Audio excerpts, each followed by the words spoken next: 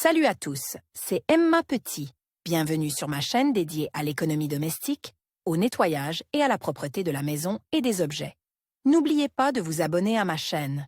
Passons maintenant directement au sujet de la vidéo.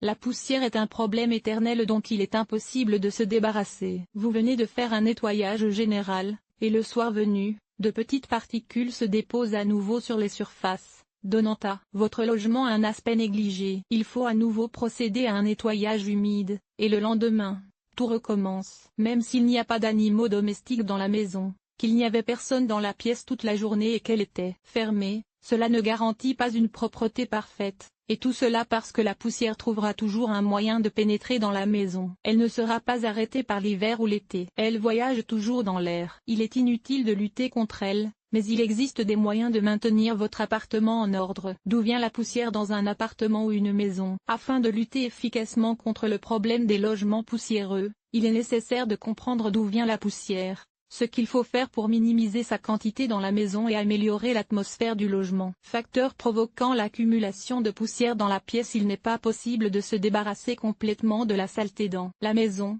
mais il est possible de la réduire, si l'on sait pourquoi la saleté s'accumule davantage à certains endroits. Les principales sources d'accumulation de la poussière sont les tapis, les rideaux, les souvenirs, parfois appelés collecteurs de poussière, les bibliothèques, les oreillers avec des garnitures naturelles, couvertures et couvre-lits, les vêtements de ville et les chaussures. De nombreuses personnes croient à tort que des fenêtres fermées permettent d'éviter que des particules de poussière ne pénètrent dans la pièce, ce qui n'est pas vrai. Le fait est que dans une pièce fermée, les particules nocives s'accumulent au contraire plus rapidement, car leur concentration dans l'air ambiant est beaucoup plus faible. Les ingrédients les plus courants de la poussière dans l'appartement. Beaucoup de gens sont surpris de découvrir de quoi est faite la poussière. Pendant longtemps, on a dit que la peau humaine représentait le pourcentage principal de la composition de la poussière, mais ce n'est pas tout à fait vrai. Il y a des produits de décomposition des tissus, des particules de céréales provenant de la cuisine, des flocons de cheveux. De manière surprenante,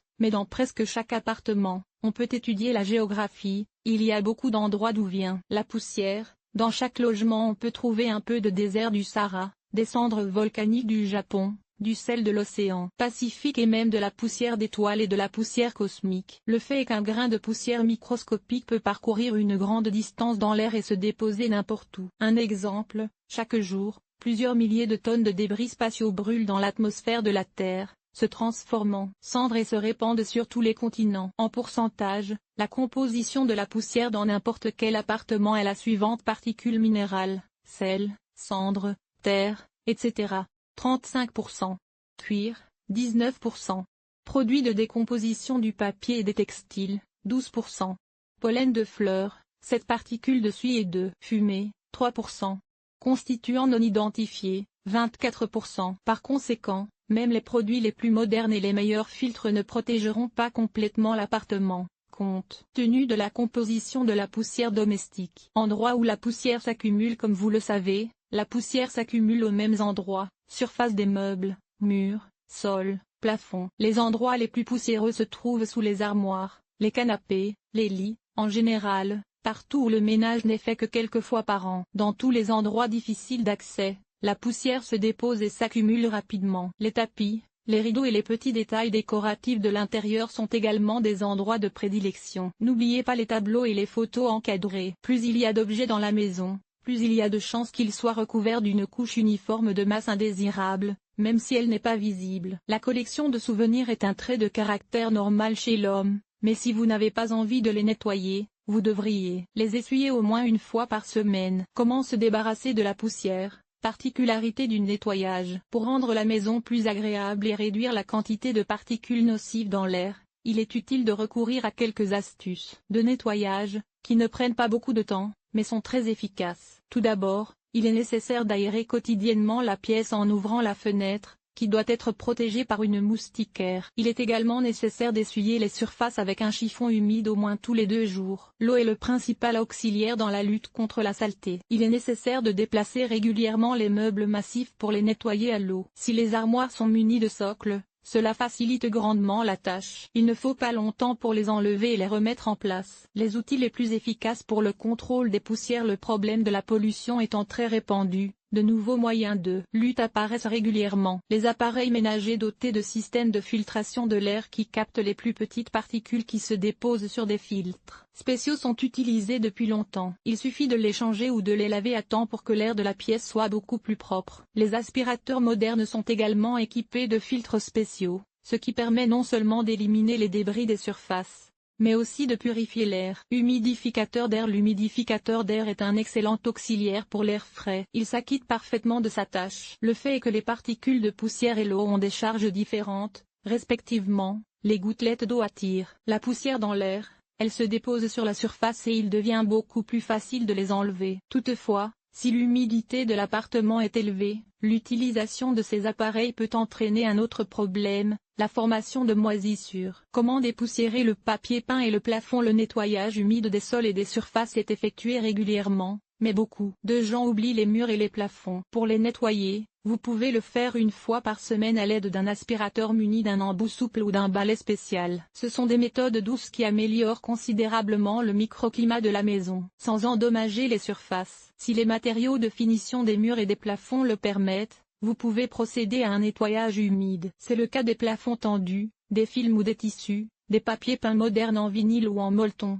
ainsi que des enduits décoratifs. Ces matériaux ne craignent pas l'humidité, c'est pourquoi il est judicieux de procéder à un nettoyage humide au moins une fois par saison. Comment nettoyer le radiateur de chauffage de la poussière? Les batteries, surtout si elles sont cachées par un écran décoratif, sont un endroit où l'on peut toujours trouver un bon dépôt de poussière. Elles doivent être nettoyées une fois par mois. Les radiateurs en fonte ne posent pas de problème, la main passe facilement entre les sections et il est très facile de les nettoyer. Mais les radiateurs bimétalliques ou convecteurs demandent de l'habileté. Pour les nettoyer, vous pouvez utiliser un goupillon, qui viendra parfaitement à bout de la saleté. Le soufflage à l'aide d'un aspirateur peut également s'avérer utile. En ce qui concerne les piles, le plus important est la régularité. Si vous ne les oubliez pas pendant le nettoyage, vous n'aurez aucun problème. Recommandé. Comment essuyer les meubles pour que la poussière ne s'y dépose pas? Il existe de nombreux produits antistatiques disponibles dans le commerce qui protègent les surfaces des meubles contre le dépôt de poussière. Avec un usage régulier, la différence est évidente. Toutefois, si vous ne disposez pas de produits chimiques spécialisés, vous pouvez ajouter un demi-bouchon d'assouplissant pour linge à 2,5 litres d'eau et essuyer le meuble avec cette composition. Ce liquide contient également un agent antistatique qui repoussera la poussière de la surface, qui restera ainsi plus longtemps propre. Comment prévenir la poussière dans la maison? Prévenir le problème est la méthode la plus simple pour le résoudre. Par conséquent,